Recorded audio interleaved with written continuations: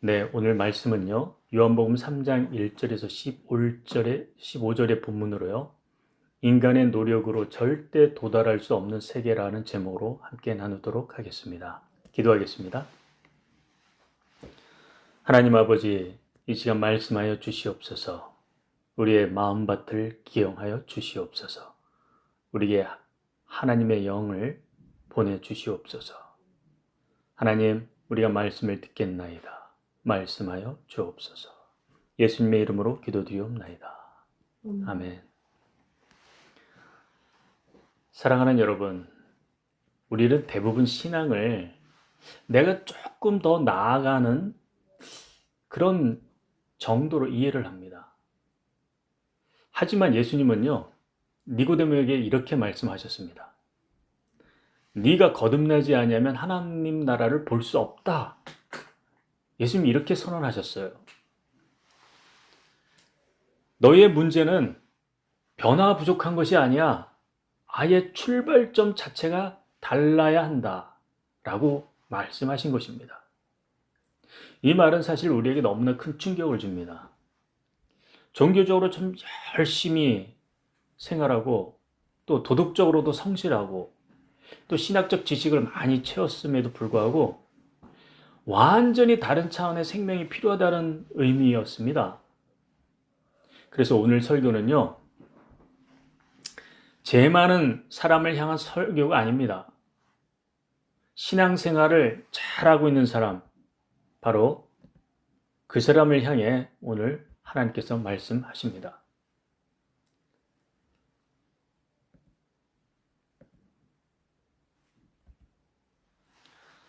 하늘 생명이 어떻게 시작되고 또 그 하늘 생명이 어떻게 자라나지고 또 그 생명이 어떻게 완성되는지를 오늘 설교를 통해 함께 바라보시길 바라겠습니다. 하나의 거대한 영적 지도처럼 여러분 앞에 펼쳐질 것입니다. 우리 오늘 본문 요한복음 3장 1절과 2절을 다 함께 읽겠습니다. 시작. 그런데 바리새인 중에 니고데모라 하는 사람이 있으니 유대인의 지도자라. 그가 밤에 예수께 와서 이르되 라삐여, 우리가 당신은 하나님께로부터 오신 선생인 줄 아나이다. 하나님이 함께 하시지 아니하시면 당신이 행하시는 이 표적을 아무도 할 수 없음이니이다. 네, 니고데모는요, 어둠 속에 예수께 왔습니다.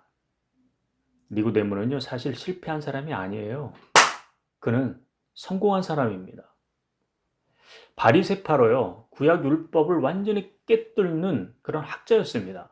그러니까 율법 교사였죠. 신앙 경력도 수십 년이나 됩니다. 백성에게 존경받는 지위에 있습니다. 사내들인 공회의 회원이었습니다. 그리고 도덕적으로도 흠잡을 데가 없는 인물이었어요. 오늘로 치면 어떤 사람일까요? 장로님이고 그리고 신학교 교수 정도가 될 거고요. 노회 임원이나 아마 총회 임원이 되지 않았을까요? 아마 설교도 평가할 수 있는 그런 사람. 사실 따지고 보면 이분에게요, 구원 받았는지 안 받았는지 이렇게 물어볼 필요도 없는 사람입니다. 그런데 그가요, 부담감을 갖고 밤에 예수님을 찾아온 것입니다. 그리고 니고데모는요, 예수를 하나님이 함께 하시는 훌륭한 선생이라고 이해를 합니다. 한 인간으로 이해를 한 것이죠. 구원자가 아닙니다. 생명의 주가 아니라 그냥 도덕적인 교사로 보았어요. 창조주 하나님이 아니에요.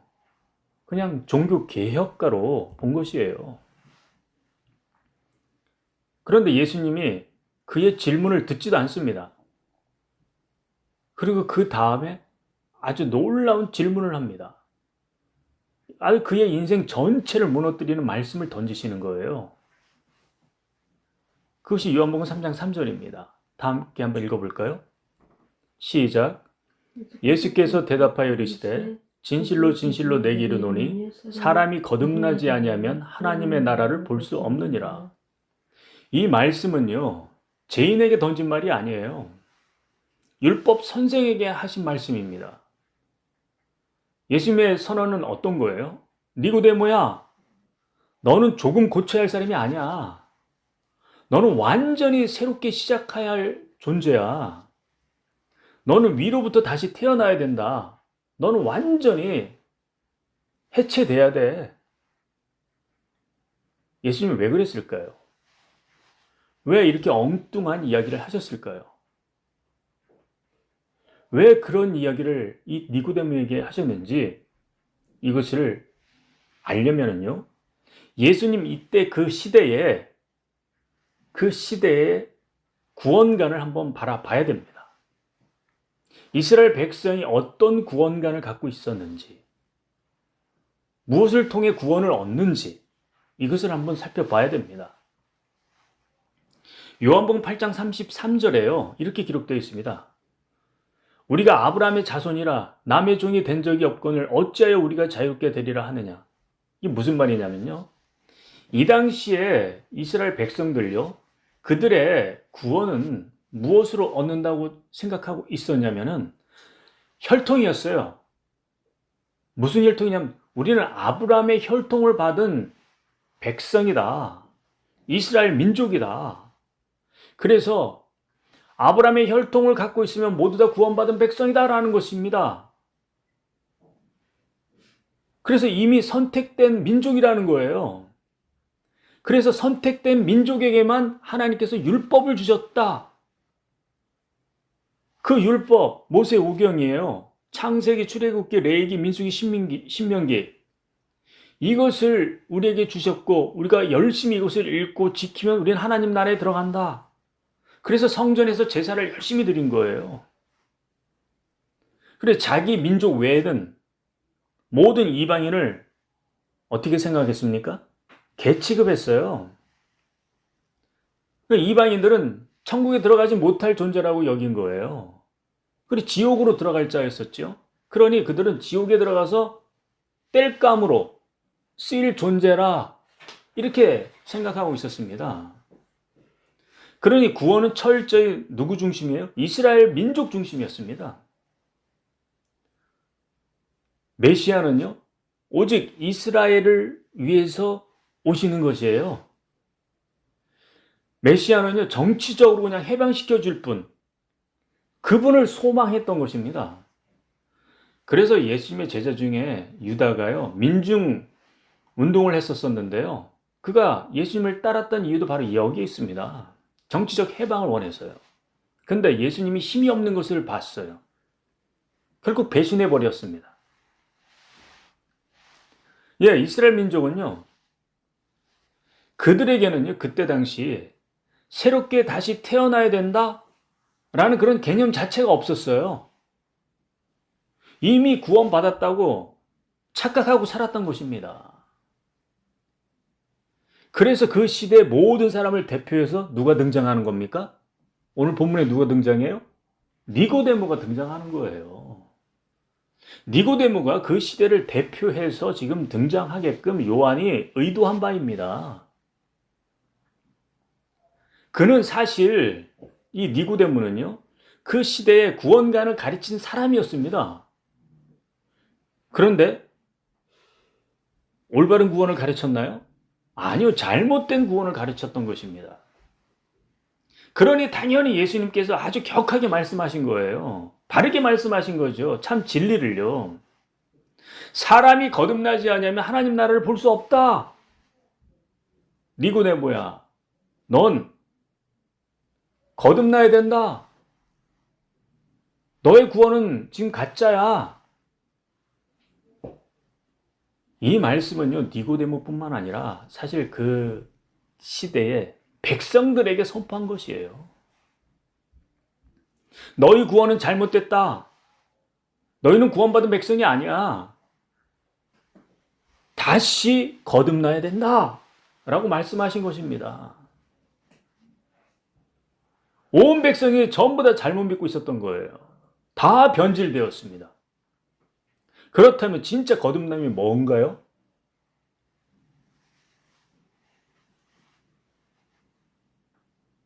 거듭나야 된다.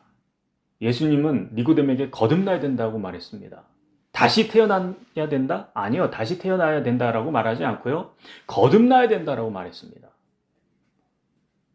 헬라 원어로요. 거듭나다 이것을 바라보면요. 아노덴이라고 기록되어 있는데 이것은 위로부터 태어난다는 뜻입니다. 하늘로부터 태어나야 한다라는 뜻입니다. 그러니까 출발점이 인간이 아니에요. 인간으로부터 출발점이 아닙니다. 하늘로부터 출발점입니다. 그 인간의 노력으로 안 된다는 거예요. 하나님의 역사로 된다는 거예요. 그 거듭남은 인간이 만든 것이 아니에요. 하나님께서 직접 우리 영혼에 새 창조를 일으키시는 것입니다. 거듭남은요, 과거를 고치는 게 아닙니다. 새롭게 창조하는 거예요. 그냥 단순히 옛 것을 조금 고쳐서 새롭게 다시 태어나면 된다? 아니, 그게 아니라니까요. 과거를 고치는 것이 아니에요. 새롭게 다시 창조돼야 된다니까요. 그렇다면 이 거듭남이 어떻게 일어나는 건가요? 우리 요한복음 3장 4절 5절을 한번 읽어볼까요? 다 함께 읽겠습니다. 시작. 니고데모가 이르되 사람이 늙으면 어떻게 날 수 있사옵나이까? 두 번째 모태에 들어갔다가 날 수 있사옵나이까?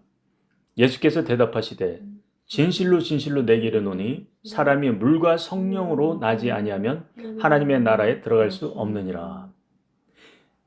니고데모가 반박하지요. 어떻게 다시 태어날 수 있습니까? 엄마 뱃속에 다시 들어갔다 나와야 됩니까? 이렇게 반박을 해요. 사실 약간 당황스럽지요. 네, 혼란스럽기도 했습니다. 왜요? 당시 유대 사회에서 거듭난다는 말은요, 정말 충격적인 표현이었습니다. 왜냐하면 그들의 정체성과 시스템을 전체 흔드는 말씀이었기 때문에 그렇습니다. 왜? 이미 거듭났다라고 구원받았다라고 생각하고 있는 존재들이었거든요. 그런데 그들의 구원이 지금 어떻게 여겨지고 있습니까? 예수님이 그들의 구원을 배척하고 있습니다. 혈통 아브라함의 자손이라고? 그것은 안 돼. 율법으로? 그것도 안 돼. 성전 제사로? 그것도 안 돼.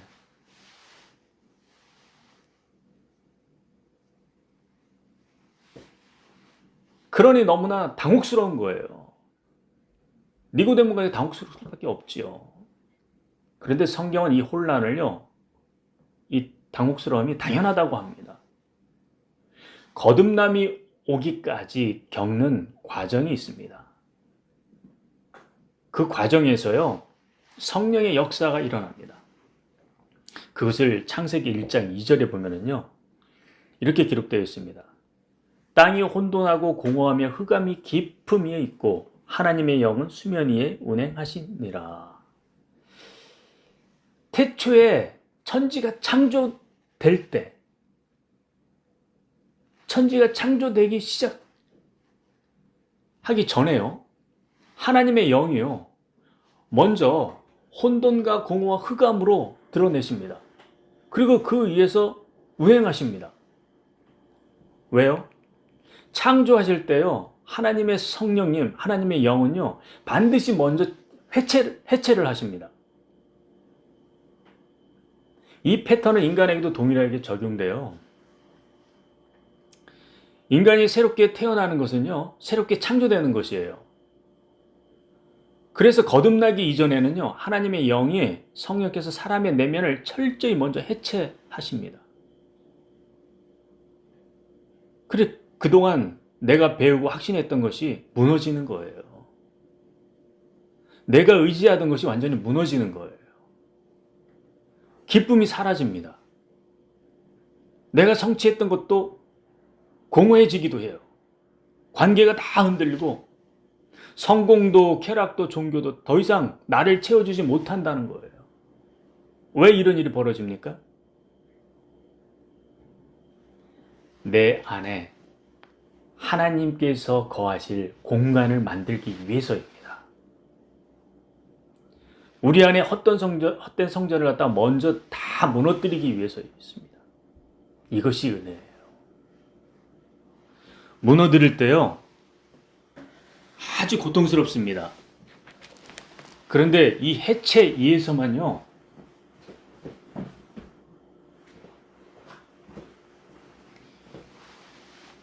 새 창조가 일어납니다. 사랑하는 여러분, 혹시 지금 삶이 해체되는 것 같습니까? 실패와 좌절이, 절망이 일어납니까? 교회 나와도 아무 만족이 없습니까? 하나님이 멀게 느껴지나요? 기도가 막혀요? 병에 찌들어 고통과 아픔에 시달리고 있습니까? 그렇다면 두려워하지 마시길 바라겠습니다. 지금 당신 안에서 하나님의 망치 소리가 울리고 있는 것입니다. 그분은요, 당신 안에서 또 한 번의 새 창조를 시작하고 계신 것입니다. 그 해체된 곳으로부터요, 새 창조를 일으키시고 계시는 것입니다. 어떻게 해요? 어떻게 거듭난다고요? 바로 물과 성령으로 하신다고 합니다. 3장 5절 다시 한번 읽어볼까요? 5절 시작. 예수께서 대답하시되 진실로 진실로 내게 이르노니 사람이 물과 성령으로 나지 아니하면 하나님의 나라에 들어갈 수 없느니라. 네, 거듭난다는 것은 바로 물과 성령으로 거듭난다는 것입니다. 이 말은요, 세례 공식이 아니에요. 이 말은요, 구약 전체를 끌어와서 함축적으로 선언한 것입니다. 물은 무엇을 말하는 건가요? 쉽게 이해할 수 있도록 한 예를 한번 들어보겠습니다. 출애굽기 14장에 보면은요, 애굽에서 출애굽한 이스라엘 백성들이 홍해 앞에 도착합니다. 근데 뒤에는요, 애굽 병사들이 막 쫓아서 죽이려고 달려옵니다. 근데 앞은 홍해가 딱 버티고 서 있습니다. 앞으로도 못 가고 뒤로도 못 가고 사면 초가 상태예요. 그런데 모세가 지팡이를 홍해로 향하더니만 바닷물이 갈라집니다. 백성들이 무사히 건너갔어요. 사실 그들이 죽을 수밖에 없었던 존재였습니다. 아니, 그 자리에서 죽어야 했습니다. 그런데 이 사건을요, 신약 성경에 고린도전서 10장 1절 2절이 이렇게 해석합니다. 홍해를 건넌 것이 세례를 받았다고 표현합니다. 이 의미는요, 정결하게 되었다는 것이에요. 그래서 요한의 물세례를 보면은요, 회개하라고 외칩니다. 깨끗하게 되라고, 씻으라고, 너의 죄를 씻어라. 오늘날 우리의 세례는요, 이렇게 물세례로 나타나죠. 죄를 씻는 회개, 뿐만 아니라 이것은 여기서 머물면 안 됩니다. 그 홍해를 건넜다는 것은요, 내 옛 자아가 죽었다는 거예요. 다시 말해서요, 이 물이라는 것은 내 속사람이 죄를 씻고 정결해지고 또한 내가 죽는다는 거예요. 무엇을 말해요? 물은요, 사실 하나님의 말씀으로도 해석이 됩니다. 하나님의 말씀으로 죄를 회개하고 그리고 내가 죽는 거예요.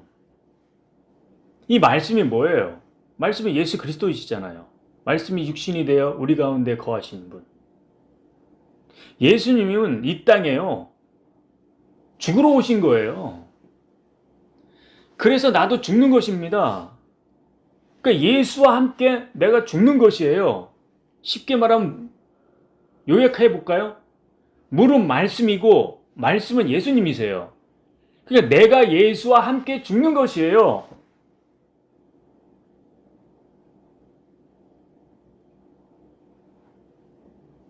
우리를 잠깐 한번 살펴볼까요? 사실 죽는다는 표현이 뭘 말하는지 잘 이해가 안 돼요. 죽어야 한다, 죽어야 한다.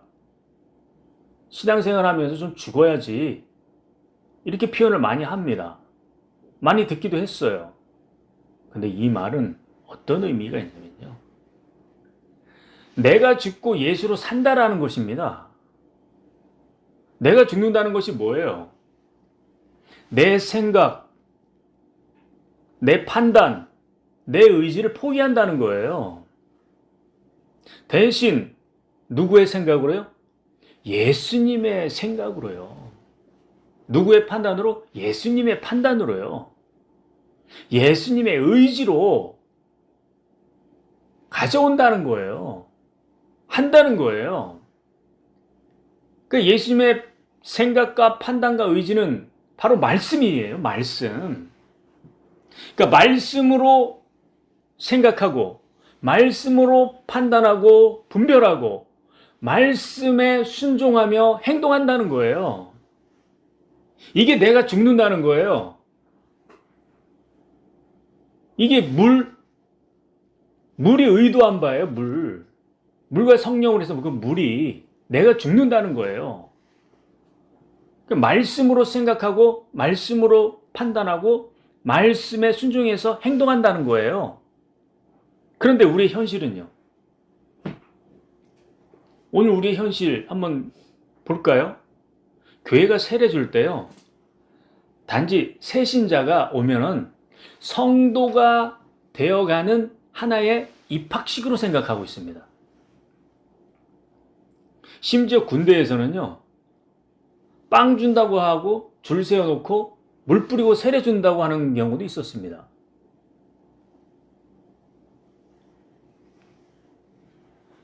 사실 교회에서요.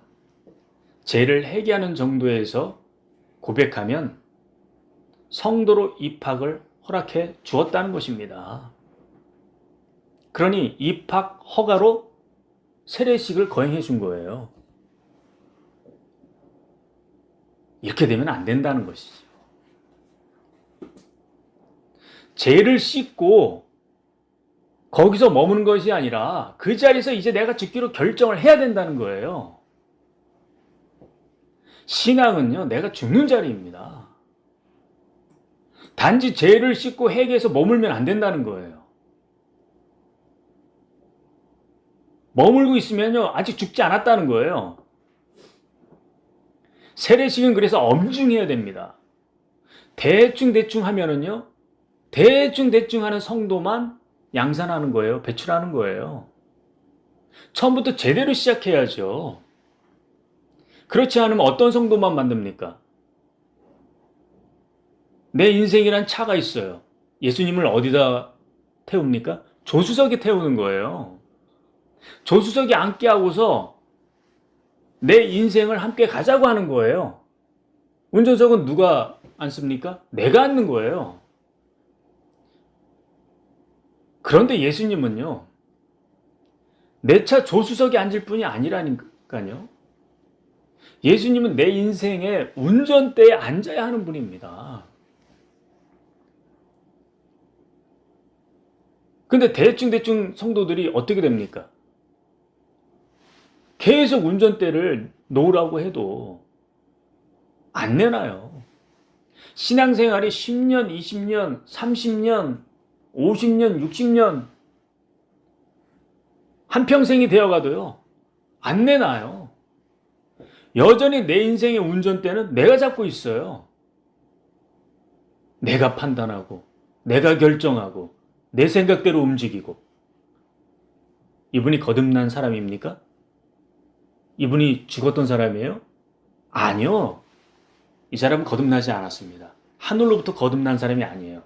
구원받은 사람은 아닙니다. 착각하지 마시길 바랍니다. 구원받은 사람은요, 위로부터 거듭난 사람이고, 그 사람은 그 자아가 죽은 사람이에요. 여러분은 어떻습니까?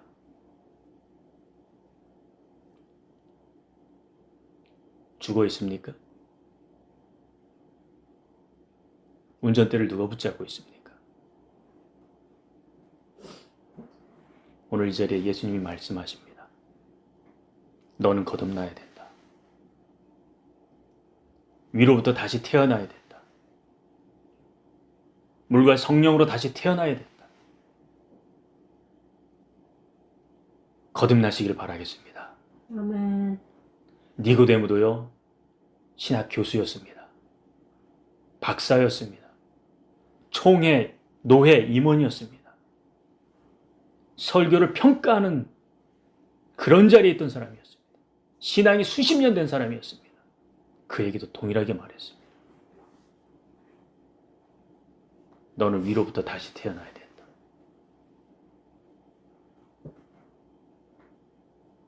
주님 나를 고쳐주세요. 회복시켜주세요. 이게 아니라니까요.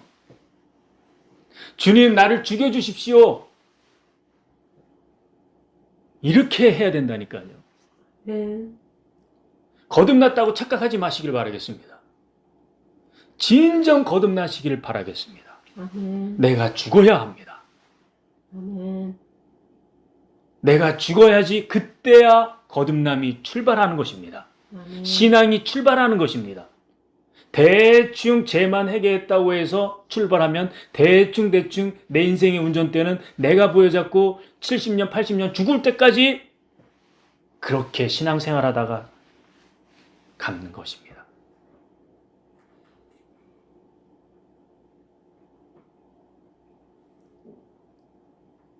교회는요. 오늘 우리 교회는 한번 볼까요? 성도들에게요. 예수 안에서 회개하고 죽으라고 가르칩니다. 그런데 정작 교회 자체는요. 회개하고 죽습니까? 교회 자체가요? 성도들에게는요. 회개라고 열심히 가르칩니다. 그러나 교회는요. 교회 자체로서 하나님 앞에 무릎 꿇지 않아요. 어떤 것들이 그럴까요? 요즘 교회의 탐욕은요. 아주 경쟁으로 치닫고 있습니다.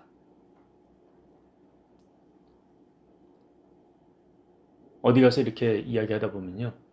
혹시 교회 몇 명 나오세요? 이런 질문을 많이 받아요. 뭘 알고 싶은 거예요? 너희 교회 얼마나 큰지. 그건요. 네가 더 큰지 내가 더 큰지 서열을 나누는 말이에요. 서열을. 내가 너보다 조금 우위에 있는 그런 교회 다니고 있어. 너보다 잘났어 내가. 이런 의미도 들어가 있는 거예요. 또 교회의 권력 욕망은요. 돈으로 총회와 노회 임원 자리를 사고 있어요. 그래서 우리 교회에 누가 총회, 누가 노회에 들어가 있다. 그럼 우리 교회 이름이 높아진다. 이렇게 착각하고 있어요. 우리의 교회 이름을 높인다. 그래서 돈을 대주고 뒷돈을 대주는 거죠. 헌금이라는 이름으로. 자식들에게요. 담임자리를 좀 세습하기 위해서 갖은 모략을 짜고 있어요. 직접 내려주지 못하니 한 다리 건너, 두 다리 건너, 세 다리 건너. 또 직분을 얻기 위해서 갖은 모략을 지어 짜내고 있어요. 이번엔 당신이 해. 이번엔 내가. 다음엔 또 누가.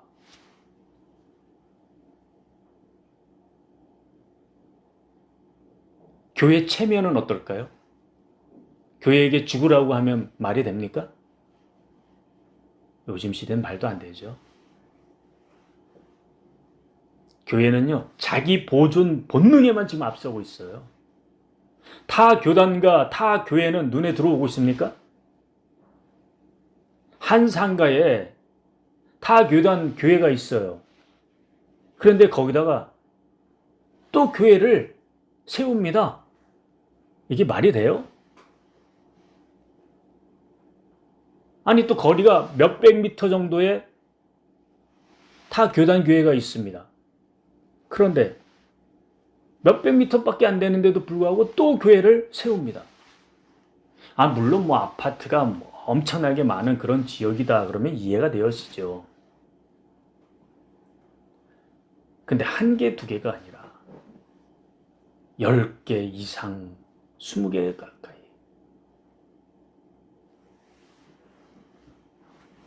자기 교회 보존 본능에만 앞서 있어. 우리 교회와 한국 교회가 하나님 앞에서 죽기를 바라겠습니다. 아멘. 나 자신 역시 하나님 앞에서 죽기를 바라겠습니다. 내 생각을 버리고 내 판단을 버리고 예수님의 말씀을 따르기를 바라겠습니다. 아멘. 말씀으로 판단하고 분별하며 말씀이 가라고 하면 가고 멈추라 하면 멈추는 그런 우리가 되기를 축원합니다. 아멘. 성령은 무엇을 말합니까? 물과 성령으로 거듭난다고 했었는데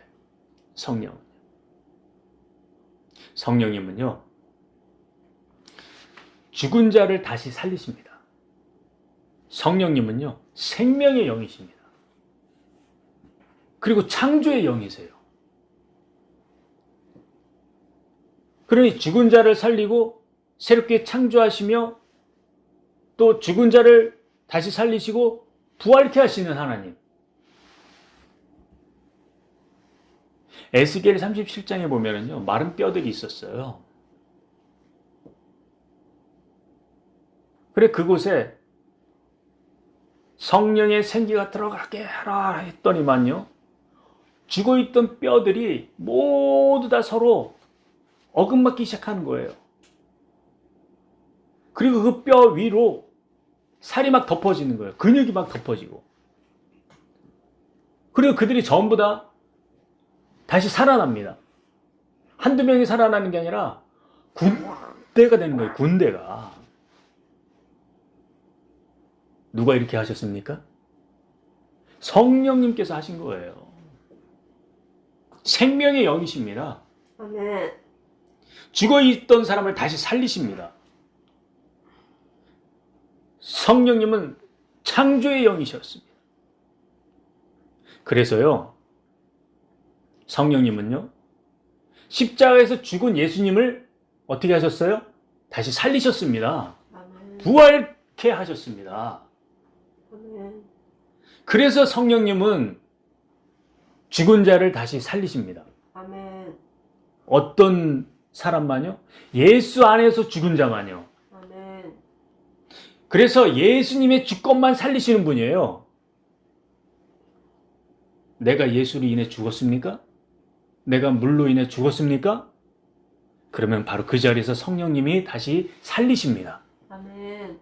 내가 죽지 않고 꿈틀대면요, 하나님의 영, 성령님은 역사하지 않으세요. 예수와 함께 죽은 자들에게 들어가 살리시는 거예요. 네. 우리 한번 바라볼까요? 우리는 어떤가요? 우리는 안타깝게도 성령님을 생명의 영이라 창조의 영으로 보지 않는 사람들이 많이 있습니다. 성령님은 단지 그냥 체험을 주시는 분. 성령님은 불을 주시는 분. 성령님은 은사를 주시는 분. 성령님은 질병에서 치료하시는 하나님. 이렇게만 생각하는 분들이 있어요. 정말 안타까운 것은요, 이런 체험만 있으면 구원받았다고 착각하는 사람이 있어요. 그러나 성령님만 믿고 구원받지 못합니다. 먼저 누구를 믿어야 됩니까? 예수님을 믿어야죠.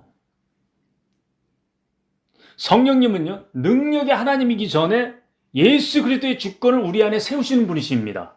아멘. 성령님은요, 위로의 하나님이시기 전에요, 예수 그리스도의 주권을 우리 안에 세우시는 분이시라니까요. 예수님으로 죽지 않고 체험에만 빠지면요, 안 됩니다. 예수님의 주권을 내 안에 세워야 된다니까요. 오직 구원의 길은요, 예수님을 통해 한 길만 있을 뿐입니다. 예수님으로 함께 죽지 않고 성령 체험만 있는 분들이 구원받았다고 하면은 그거는 오해하는 것입니다.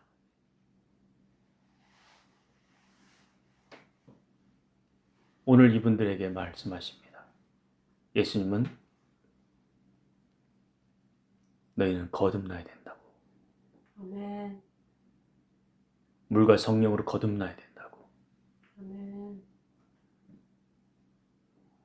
나는 혹시 성령님을 이렇게 생각하고 있지는 않았는지,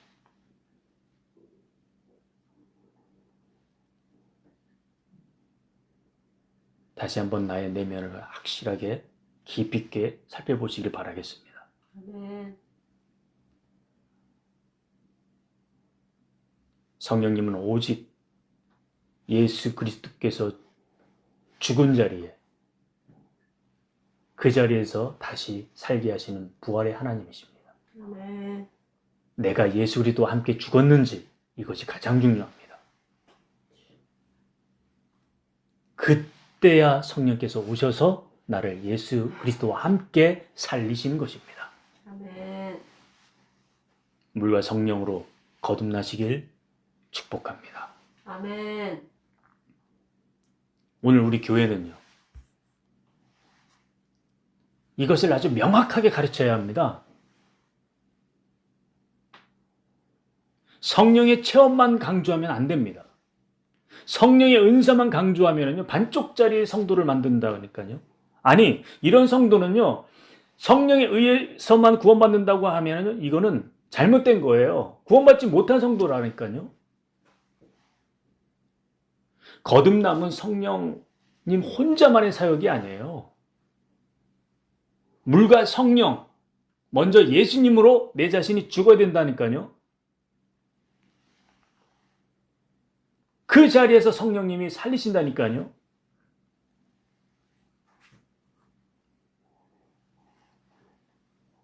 그래요. 거듭남은요, 내가 죽는 것이고 내가 다시 사는 것입니다. 내가 예수와 함께 죽고 성령님을 통해서 예수와 함께 사는 것이 바로 거듭남입니다. 우리의 존재를요, 하늘로부터 새롭게 만드는 것이에요. 하나님의 창조 역사입니다. 그래서 고린도후서 5장 17절에 이렇게 기록되어 있습니다. 그런즉 누구든지 그리스도 안에 있으면 새로운 피조물이라. 이전 것은 지나갔으니 보라 새 것이 되었도다. 아멘.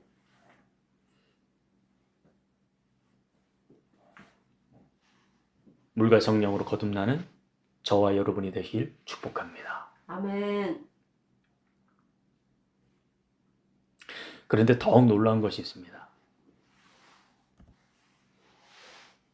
에베소서 1장 4절에 보면요, 이런 충격적인 선언이 있습니다. 곧 창세 전에 그리스도 안에서 우리를 택하사 우리로 사랑 안에서 그 앞에 거룩하고 흠이 없게 하시려고. 언제 우리를 택했다고요? 창세 전에. 거듭남은 언제부터 시작됐습니까? 창세 전부터 시작된 하나님의 건축 설계도예요. 거듭남은요, 내가 몇 살 때, 몇 월에, 그렇게 생각하고 있는 분들이 많을 거예요. 내가 예수를 그렇게 만났고, 그때 인격적으로 만났고. 아니에요. 나의 거듭남은요, 내가 태어나기 이전에, 여러분이 태어나기 이전에, 세상이 존재하기 이전에, 시간이 존재하기 이전에 하나님이 이미 저와 여러분을 새 창조로 만들 계획을 갖고 계셨습니다. 아멘. 완성해 두셨습니다. 아멘. 하나님은요, 영원 전에 바로 우리를 구원하시기로 결정하셨습니다. 그 영원한 결정이요, 오늘 우리 시간 속에서 거듭남이라 이런 형태로 드러난 것 뿐입니다. 그래요. 우리의 거듭남은요, 감정의 결과가 아니에요. 영원에서 결정한 것이 현실 속에서 실현된 것입니다. 할렐루야. 아멘. 하나님은 쉬지 않고 이렇게 일하실 것입니다. 그 이후에도요. 그 이후에도 하나님은 쉬지 않고 일하고 계신다니까요. 무엇을 위해? 나의 거듭남을 위해서요. 구원의 흐름이, 그럼 이 거듭남이 오늘 우리 시대에는 물과 성령으로 거듭나고, 그렇다면 제일 처음은 어떻게 되었을까? 하나님은 어떻게 계속해서 사람들을 구원시켜 왔을까?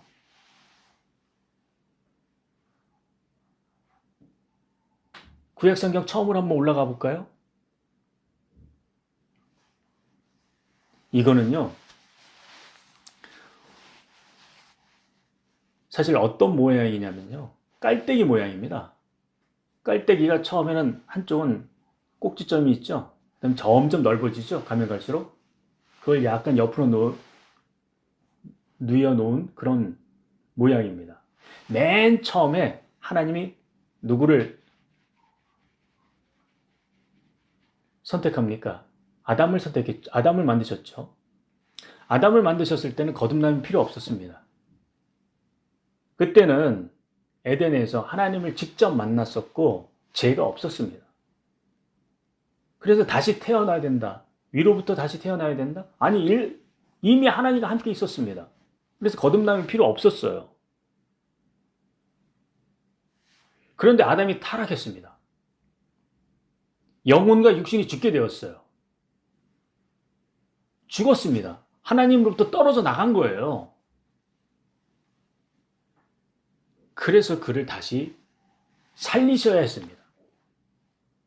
하나님께서 그에게 어떻게 살리셨습니까? 가죽옷을 입혔어요.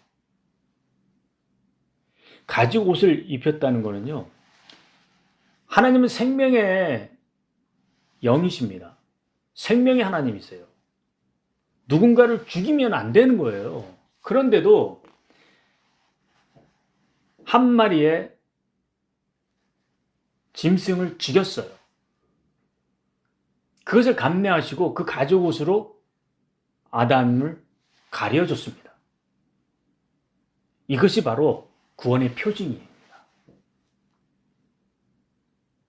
창세기 3장 15절에 보면요, 여자의 후손으로 구원하겠다라고 말씀하십니다.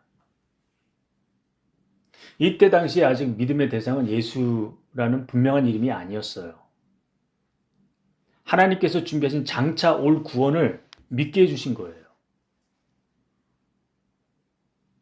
그 구원의 방법이 하나님께서 가죽옷을 입혀주신 것이고 여자의 후손으로 구원하겠다라는 이런 말씀을 해준 거예요. 아주 작은 계시였습니다.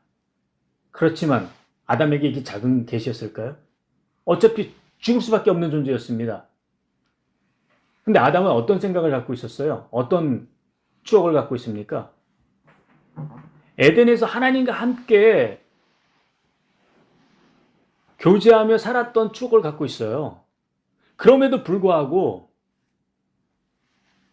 가죽옷을 입혔다는 건요, 짐승을 죽였다는 건요, 생명의 하나님이 짐승을 죽였다는 건 그에게 어마어마한 사건이었습니다. 그래서 그렇게 해주셨다는 그 은혜, 그리고 여인의 후손을 주겠다는 그 은혜, 믿음, 이것은 현재 우리가 예수 그리스도를 직접 보고 느끼고 또 성령님이 우리 안에 들어왔던 것과 아주 비슷한 그런 형태로 그가 받아들일 수 있었던 것이었습니다. 아담 이후엔 누가요? 아벨이 있었습니다. 아벨은 피제사로 하나님 앞에 드려서 하나님이 받으셨어요. 죄값은 무엇입니까? 피 흘림이었습니다. 아담에게서 배운 거죠. 아벨은 가죽옷을 만들어서 입힌 것을 알고 있었던 것이죠. 그래서 히브리서 11장 4절에는요. 아벨은 믿음으로 더 나은 제사를 드렸다고 합니다. 여기서도 구원의 방식은 뭐예요? 믿음이었어요. 노아 시대는요. 세상에 죄가 완전히 관영해가지고 타락이 왔습니다. 그때 구원의 방식은 무엇입니까? 노아가 은혜를 입었어요. 하나님 방주를 준비하라고 해서 결국 그것을 준비했습니다. 무엇으로요? 믿음으로요. 방주를 준비해서 믿음으로 구원을 얻었습니다. 그런데 믿지 않은 이들은요? 모두 다 물에 빠져 죽었습니다. 여기서도 구원의 방식은 믿음입니다. 심판 속에서도 은혜로 구원받은 거예요. 아브람 때는요. 아브람 때부터 이제 언약이 시작됩니다. 약속을 주십니다.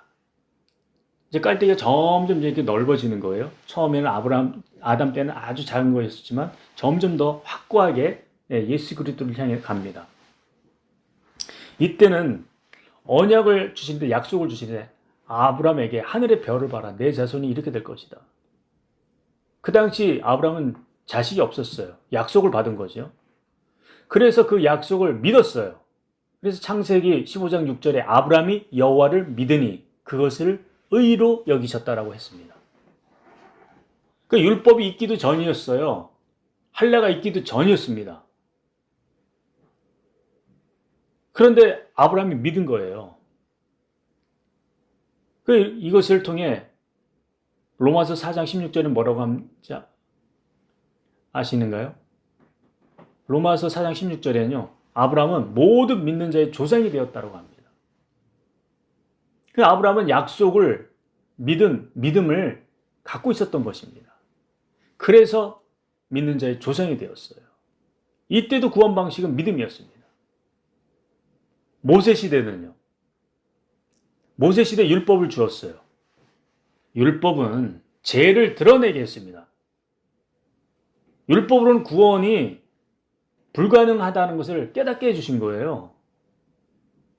속죄 방식은 제사와 피였지만요. 그것은 계속 반복할 수밖에 없었습니다.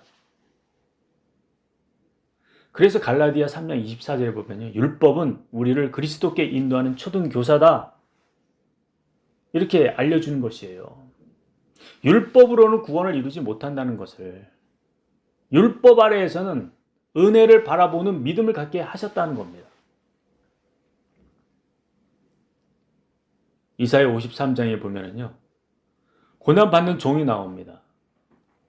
구원은 십자가를 지심으로 일어난다는 것을 아주 대속적인 죽음을 알려주시는 거예요.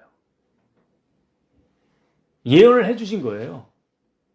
이제는 오실 메시아가 어떤 분이다라는 것을 갖다가 구체적으로 나타내 주신 거예요. 깔때기가 점점 많이 넓어지죠. 더욱 계시가 더 확장되죠. 갈수록 명확해집니다.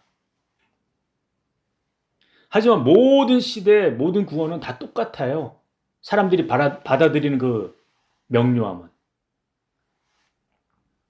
아담부터 아브람까지 성경이 없었습니다. 그런데 아담의 죽음과 노아의 출생은 불과 80년 차이밖에 안 나요. 중간에 무두셀라가 969세를 사신 분이 있는데 이분이 아담하고도 함께 살았던 사람입니다. 노아도 함께 살았던 사람이에요. 노아와 아브람이 불과 50년을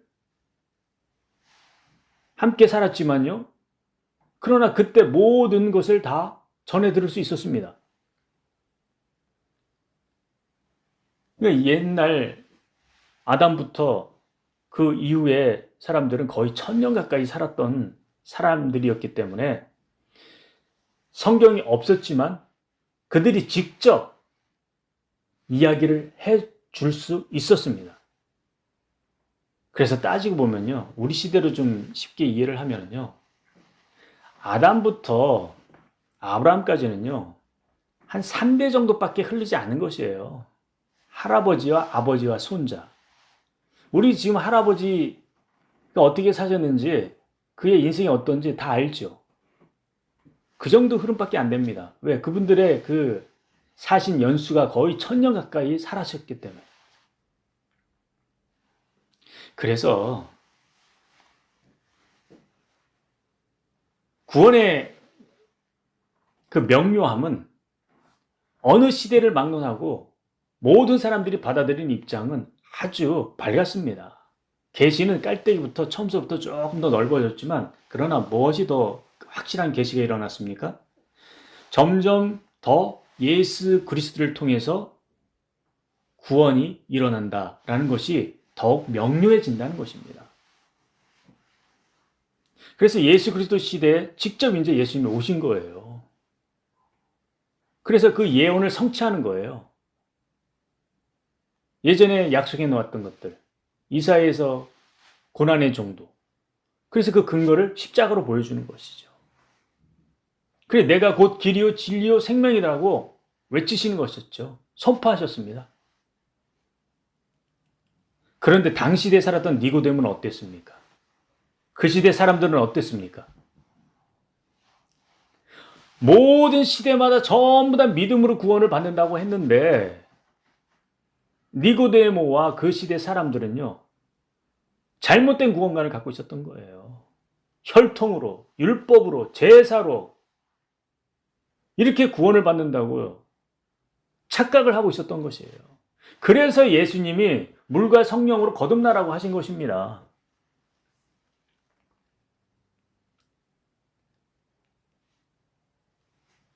이어서 이제 교회 시대가 왔습니다. 성령의 시대, 오늘 우리가 속해 있는 시대예요. 오순절에 성령께서 사람 안에 직접 내주하셨습니다.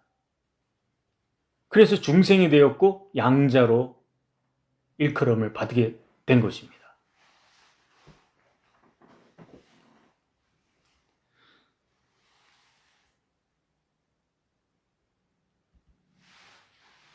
그래요. 거듭남은 물과 성령으로 거듭나게 된 것입니다. 그리고 이것은요, 이제 오늘 우리에게 성화로 이끌고 영화로 이제 매듭지게 만들겠죠. 오늘도 그 물과 성령은 일하고 계십니다. 이 모든 것은 하나님께서 우리를 거듭나게 하시기 위해서 일하고 계신 것이었습니다. 하나님의 그 일하심의 초점이 누구를 향하고 있어요? 바로 나를 거듭나게 하시기 위한 것이었습니다. 하나님의 그 일하심이 나를 위한 것이라니까요.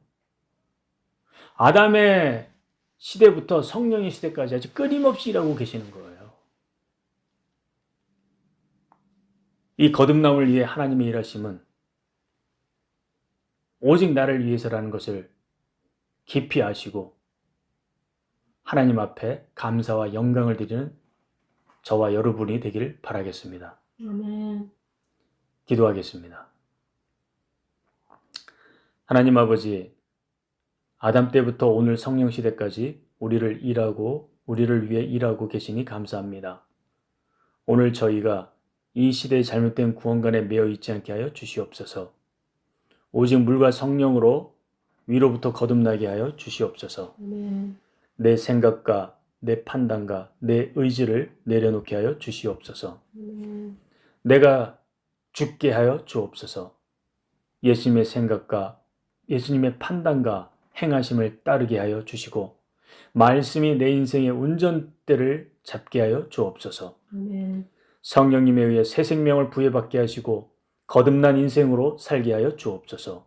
아멘. 오늘 이 자리에 참석한 우리가 또한 이 교회와 한국교회와 열방교회가 진정으로 거듭나 참 성도를 배출하게 하시고 천국에서 진정 거듭남을 누리고 축복된 생을 살아가게 하여 주옵소서. 아멘. 예수 그리스도 이름으로 기도드리옵나이다. 아멘.